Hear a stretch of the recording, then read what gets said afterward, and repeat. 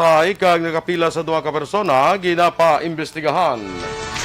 Posibilidad sa pagsunod sa sunog sang bangko nga ginkawatan sinubaan nagkita sang kapulisan. Sa mga balita national, EUA sang Pfizer para makabakuna sang edad 5 tubtub 11 anyos ginahulat sang FDA. Mga eskwelahan nga magapartisipar sa face-to-face classes mahimo madugangan. Mayo nga gabakulod, may nga gabalugabahin sa Western Visayas. Karon nga adlaw Sabado, Nobyembre 13, 2021. Ang inyong news team, Aksyon Iden Aboso. Aksyon Boy Duran. Ang mga balita lokal, pagkatapos lamang sa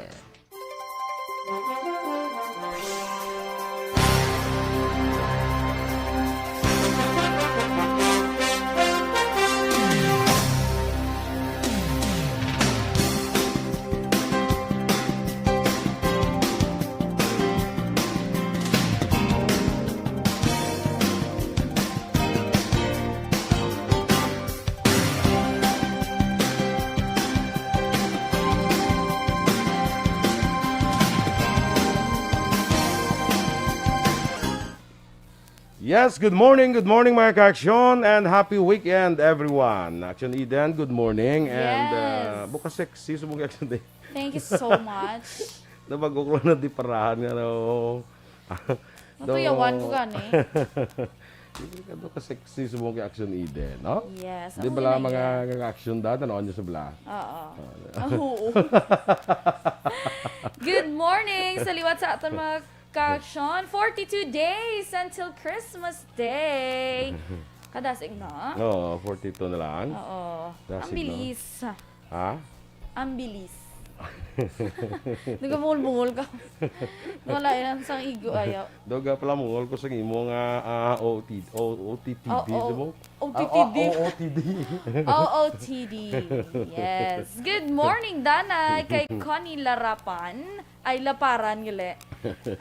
Gapamati sila ako na sa may Pandanon DSB. Doon nasa akop ta naging yung Pandanon DSB, no? Si Abi comment ang mga wala pagapamati da sa DSB. Sigurado wala gyud may ma-comment. Yung pamati. Ray Baryoga, good morning man. Dira man sa Barangay Pandanon DSB, of course. Dennis Richard Tibor Roma, Saturday all my troubles seem so far away. Wow. Ay, good morning. Enjoy your weekend. Yun mo yung yesterday blang sa Saturday. Johnny. Di ba? Di Damo, ba ini siya ang na kanta na yesterday? Damo, ini siya na wala ang daan. Oo, damo Ay, na. karon pritoho ng mga isda mo. Namit, Ako yung isda mo, paksyon. may mga breed nga isda wala. Paksiwon, tapos kabichihon. Sadya na. Sir Noel Amar, good morning. Tamyaw niya lang mga EFC friends, of course. Ma'am Vanessa Mayon, Ma'am Jinky Dalagdon, Doc Matt Mayo pa. Ay, nag-chat kami kay Ina ni Ma'am Van. May first snowfall na sila. First snowfall. Yes, kabongga. Sa aton diya... Sa ato niya ko na, away, may ko pa di gani, may mga days pa di gani nga, pero tika paang ka kay init sa aton din, di ba? Tapos kagapon, ng init, tapos gulpin ng ulan, Nang- damol, tapos gulpin ng init, lima. Oo. Ang laki pa natin magdungan ng init ng ulan. Oo. Nang sadya. ulan lagi init. Oo, sampat gina sa may mga lain ulo. Pero wala na yung scientific explanation dira. Wala. Mga ano lang na kung maulanan kung ano mainitan, mabuang. Kag makuha pa din ng maugsad ang bulan bla. Mag full moon bla na uni sa. Tapos, Kamu na ko na mayara ng buang. Mambal ang bula. Ay, nanom yung labot kasi. Sige. Sino po kita? Philip Isulat sa Buen Retiro, Talisay. Good morning. Sa kay, of course, Ma'am Vanessa Mayo, no? Bia Jonathan, Noel Amar, ang balak na daw mapang Miss Universe. Wow. Andy, ay mga... O si Sir Ulysses Ortiz Gilio, good morning man ha. Sa imo dira, sir. Good morning. Oh, yes. Galing kayo lain nga ihada na lawag mo, sir. Si Eden, sir. No? Yes. Kaya pareho ko mo, bing sexy mo. Amo na. Stand by na sa mga balita lokal.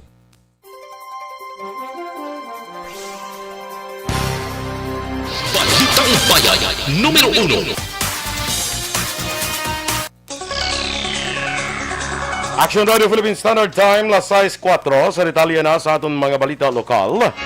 Ginapa-imbestigahan karon ni Colonel Inocencio Pasaportes ang 303rd Infantry Brigade sa Philippine Army sa commander sa 94th Infantry Battalion sa Barangay Orong, Kabankalan ang pagpanglutang nga ginhimo ni Sergeant Lito Valdivieso. Suno kay Pasaporte, kinahanglan nga mga tubang sa civil case ang suspetsado magluwas sa criminal case nga i-file sa mga biktima kung mapamatud-an nga nakasala gid man ini. Doon nga pa sang kundugang pa wala ni Pasaporte, wala nila ginatolerate o kung tolerara ang mga himuan sa din makagawa lang sa ngalan sa ilang organisasyon. Sa inisyong impormasyon nga nakuha ni Pasaporte, si Valdivieso ang naglisensya sa commander nga may iproseso nga papeles apang naghapit pa ini kag nag-inom sa mga kakilala. Nagpanumdum si Pasaporte sa ibang nga miyembro sa Philippine Army nga likawan ang kaangay nga himuon agud malayo sa disgrasya. Madumduman, ginlutang sang suspetsado si Felix Istomo apang nasalawat ang 15 anyos nga babae kag napatay. Ginaligar nga nag-init si Valdivieso sang ginpangayuan ni sang ID kay man pangdokumento ni Istomo sa iya bilang isa ka katapos sang Army.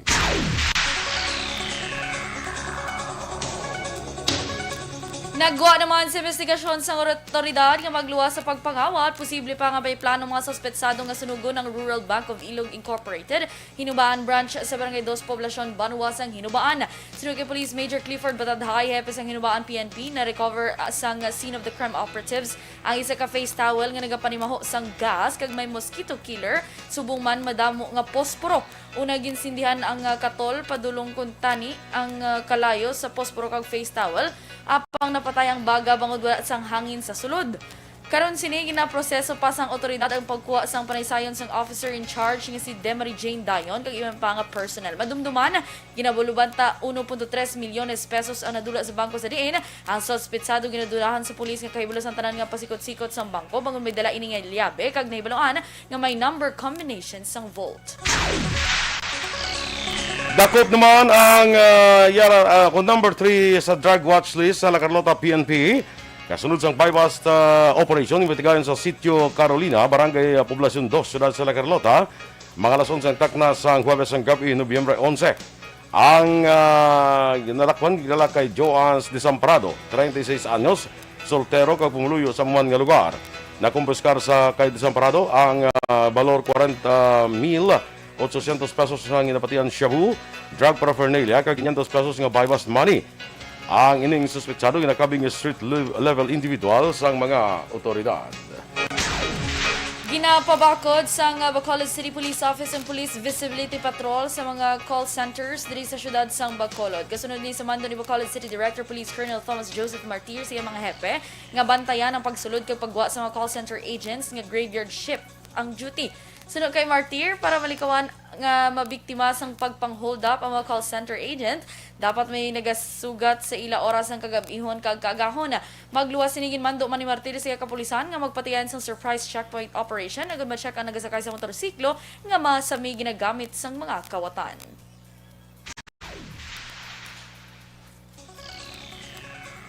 Samtang ginamagtar karon sang Intelligence Division sa Bacolod City Police Office sa mga lugar nga posible panaguan sa mga hold-uppers kag carnappers nga nag-operate diri sa siyudad sang Bacolod. Sunod kay Bacolod City Director Police Colonel Thomas Joseph Martir, nakilala ang mga suspetsado sang ila biktima paagi sa Rogues Gallery.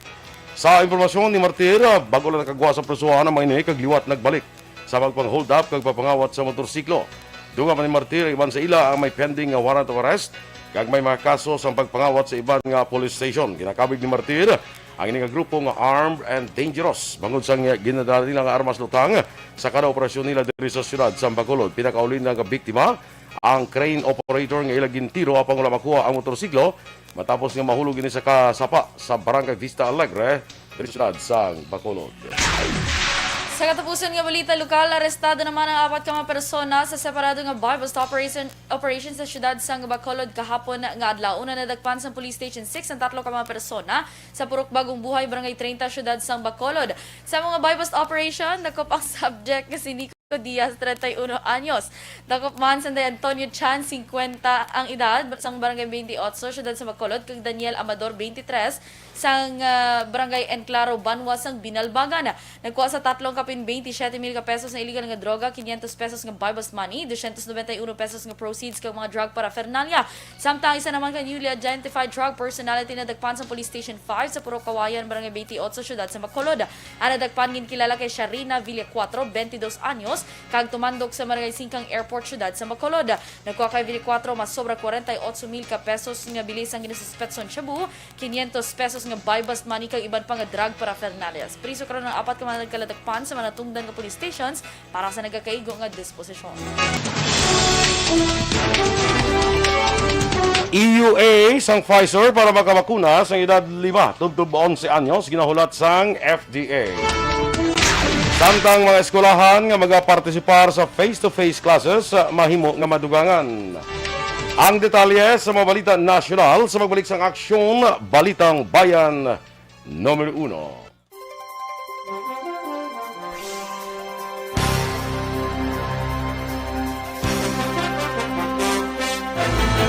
Do not just throw away questions and statements. Kasma ng aton siring nga Facebook page pagiya sa Aksyon Radio.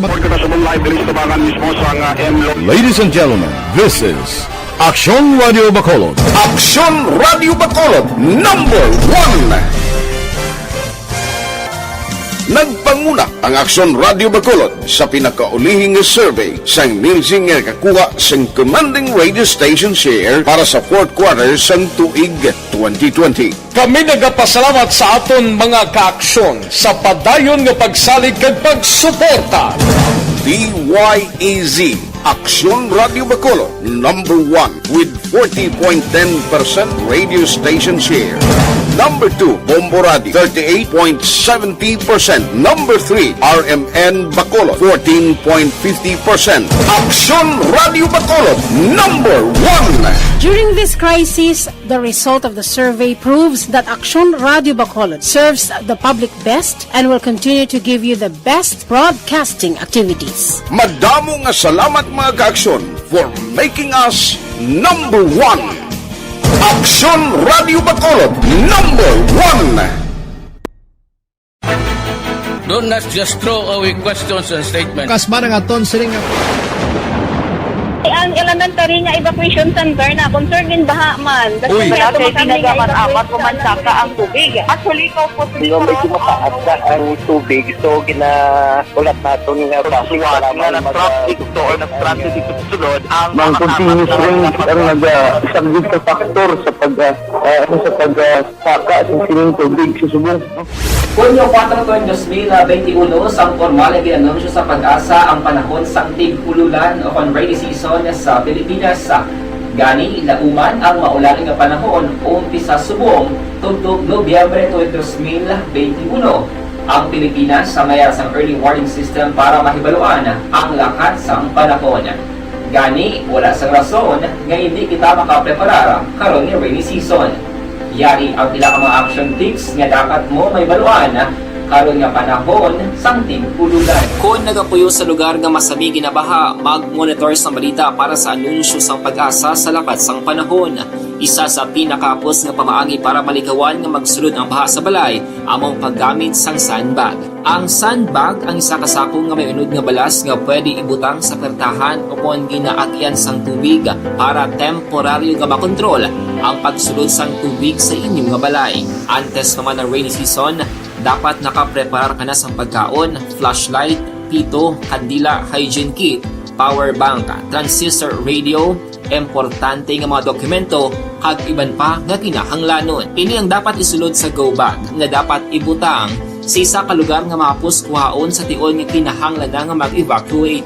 Sa tion sa pagbaha dapat butangan sang tape ang saksakan sang mga outlet kag ibutang sa mga taas nga mga lugar ang appliances. Kunyara sa evacuation center, dapat man nga ipatuman ang minimum health protocol, face mask, face shield kag social distancing batok sa COVID-19. Sa panahon sa tig-ululan, dapat man proteksyonan ang ikaayong lawas batok sa pila ka mga masakit, kang isang dengue, leptospirosis, cholera, typhoid fever, hepatitis A, influenza, kag iban pa. Nagpanugyan man ang DOH kay pabili ng proper hygiene kay pag-inom sang limpyo nga tubig. Lutuon sang gusto ang pagkaon para malikawan ang contamination. Maghugas sang kamot antes kag pagkatapos ang kaon kag matapos nga mag-usar sang banyo. Likawan man ang paglangoy o kon pagtubog sa baha. Kini sa Aksyon Dale Salazar para sa Action Tips nga nagapahanundong nga maghalong sa tanan nga tion. Bangod sa pamahog sing COVID-19 pandemic, madamo sing kompanya kag local government unit ang nagpatuman sang work from home sa ilang mga empleyado. Naga-work from home kung naka-close contacts na nagpositibo sa virus o kung mismo nagpositibo sa COVID-19. Madamo sang benepisyo ang mahatag sang work from home, pero hindi naton malikawan nga maboard kag ma-stress bangod sa sini nga setup sa masobra na isa ka tuig nga pagpakiaway sa COVID-19. Base sa pagtuon sa United Nations International Labor Organizations, nagatugas sing stress ang tuman niya pag-usar sa gadgets kangay sa cellphone kag computer. Gani, iyarin tila ng mga poslarong nga action tips sa mga nag-work from home. Una, sige na. Si Melda Garcia Fuentes, good morning dira. Kag kay Eduardo Labayan Jr. Rin na si Kagawad do, Kagawad Ems Aboso. Siya ni nagpili sa imong outfit of the day. Hindi I'm old enough to pick my own outfit. Gali ka. Abi ko anay kung siya ang imong fashion design. Ewan na. Ako pa na ganito design siya. Wardrobe. Wardrobe.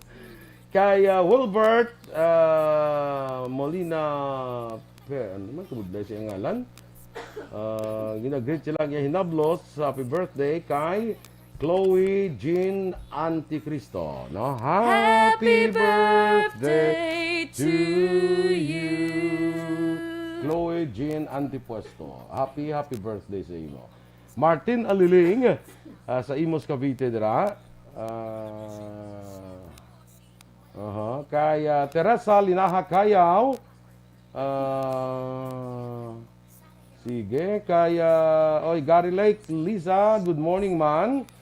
Yes, good morning Sir Gary. J.R. Pilahio, Alex Fuentes, kag sa kay Ma'am Luisa Luing Melos, good morning dira sa imo. Good morning. Kag kay Teacher Romelo Revel, of course. Kag kay Tito Shallow, good morning man. Yes, sige hagi ta si loko no imo kay pang danan akong liong.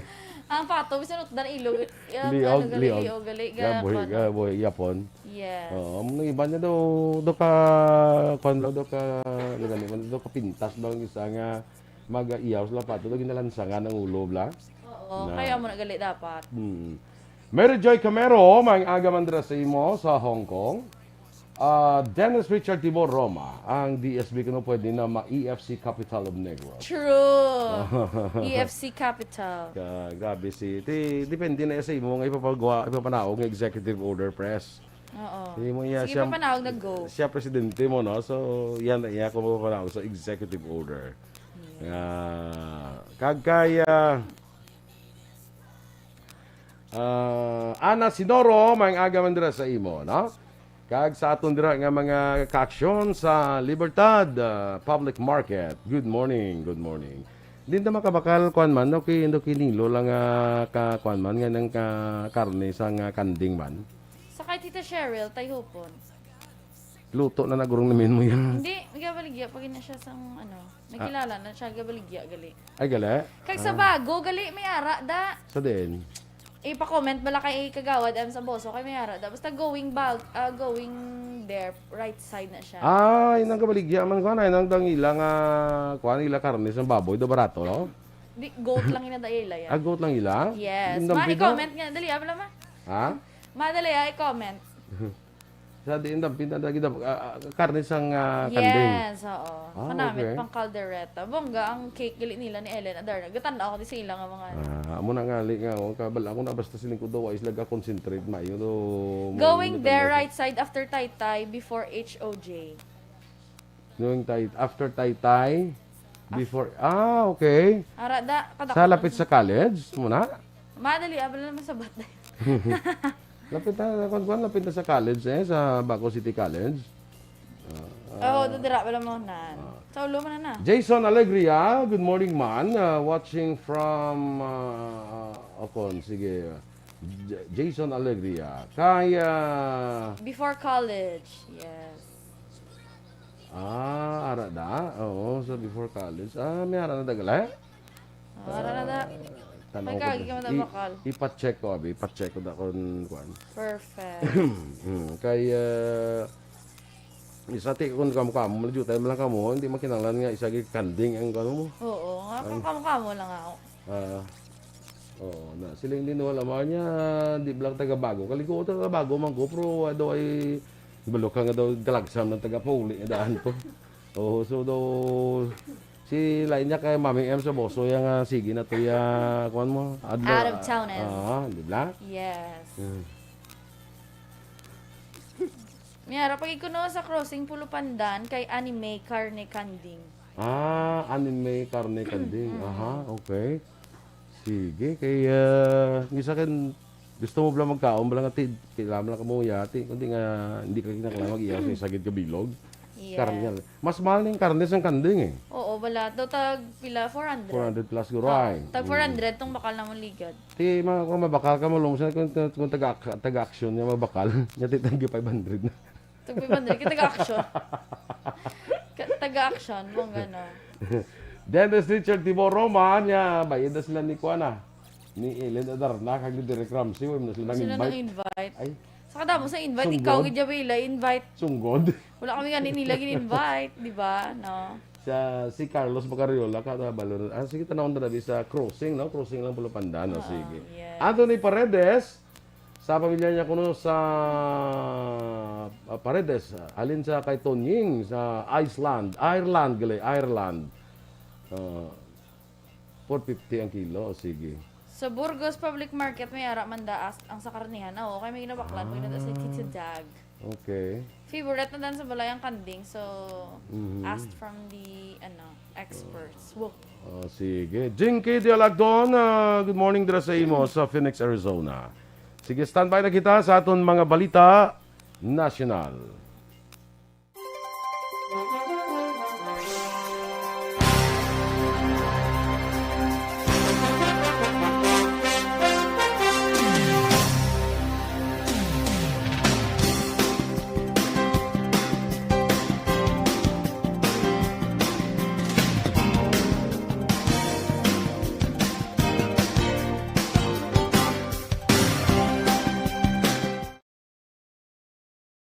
Desisyon 2022.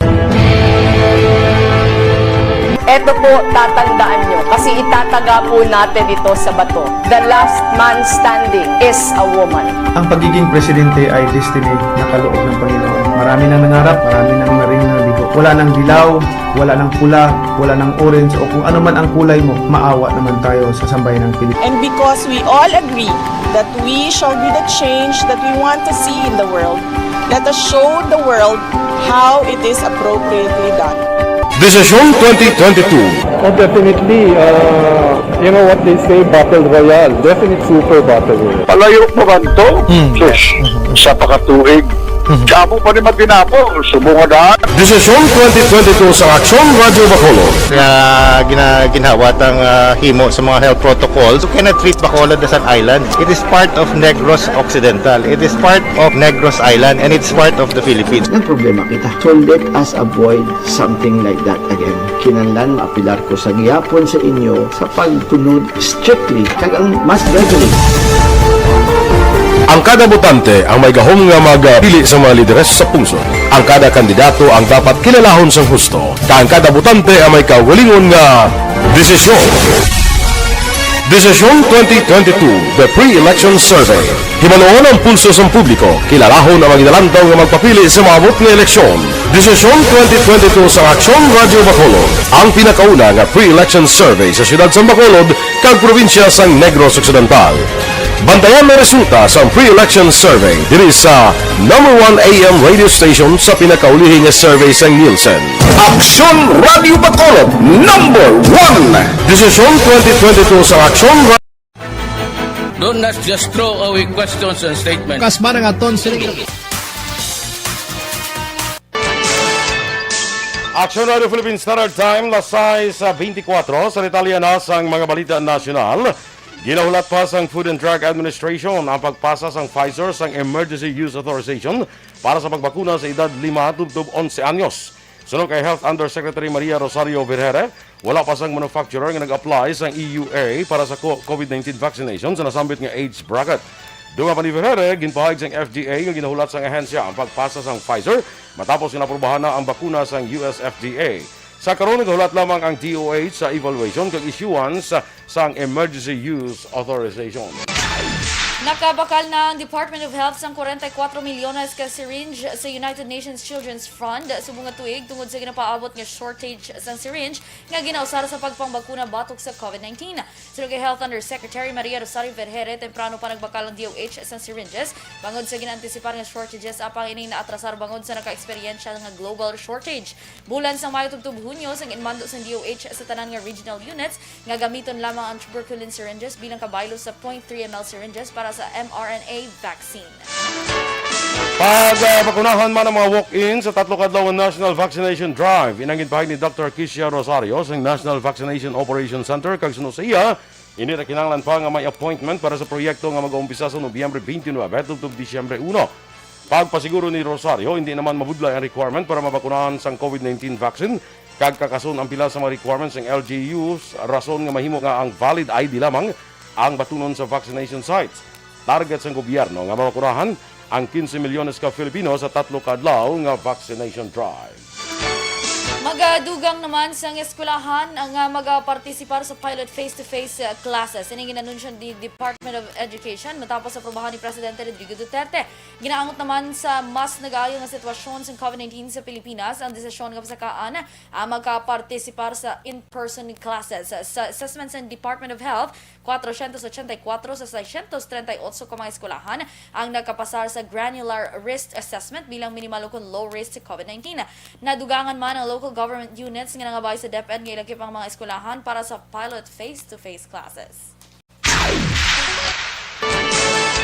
Ginahulat pa ang approval ni Presidente Rodrigo Duterte angot sa desisyon sang Interagency Task Force for COVID-19 Response sa requirement kapag suksok sang face shield. Sunod kay Presidential Spokesman Harry Roque, mayara na sang desisyon apang mismo ang Presidente ang mag-anunsyo sini. Una diri pila ka mga alkalde ang nagkakasnasang requirement nga pagsuksok sang face shield, kalakip na ang presidential daughter nga si Davao City Mayor Sara Duterte. Sa iban pang balita national, ginaprubahan naman sa Interagency Task Force ang rekomendasyon sa Department of Foreign Affairs nga batunon ang National COVID-19 Vaccination Certificates ng Australia, Czech Republic, Georgia, India, Japan, the Netherlands, United Kingdom, Turkey kag Samoa para sa ginaimplementar nga arrival quarantine protocol subong man sa intrazonal movement. Ang rekomendasyon dugang lamang sa iban pang pungsod nga ang proof of vaccination ang naprubahan na sang IATF. Ang Bureau of Quarantine, Department of Transportation, one-stop shop ka Bureau of Immigration, amo naman ginatagan sa direktiba nga konsiderar lamang ang proof of vaccination nga aprobado sang IATF. Nangabay sa paghangop sa publiko ang Philippine Statistics Authority matapos natarasar ang delivery sa National ID sa Philippine System. Sunod kay Deputy National Statistician Assistant Secretary Rosalinda Bautista nga 3.5 milyones ka ID ang ginrelease tubtob Nobyembre 5. Ang PSA nakarehistro sang malapit 42 milyones ka mga Pinoy sa dalom sang bagong National Digital ID. Duman pa ni Bautista, ang Bangko Sentral ng Pilipinas ang nakapagawa sang 70,000 tubtob 80,000 ka ID cards sa kada adlaw kag ginatrabaho ug masiguro nga maka-deliver sa gintala na nga oras. Sa katapusan nga balita national, tutuka naman sang bago nga nagpungko nga Philippine National Police Chief nga si Lieutenant General Junardo Carlos ang kampanya kontra insurhensya nga kaymoan sang komunista nga mga grupo antes pa ang national kag local elections sa masunod nga tuig. Ang statement ni Carlos ginpahayag kadungan sa change of command ceremony sa Camp Crame matapos puslan ang magaretiro nga si outgoing PNP Chief General Guillermo Eliazar. Sunod kay Carlos, mas pabaskugon sang PNP ang operasyon sa Area Police Command sa mapunggan ang anuman nga pagpalapnag sang karakasan sang mga komunista. Good morning, Aredra, kay amigo naton Torco Jongko, kag kay Willie Delgado. Morning man sa imo, kag kay Homa Lumena. Good morning. Standby na sa Aksyon report, second portion. Upod kay Aksyon Fred Salanga. Balikay kita sa Aksyon Balita Morning Edition. Upod gabon sa inyo news team. Aksyon Eden Aboso. Kag Aksyon Boy Duran. Una sa balita, una sa Aksyon. Sa Bacolod Aksyon Radio. Aksyon Radio! Aksyon Radio! Sa Bacolod, Aksyon Radio! Aksyon Radio!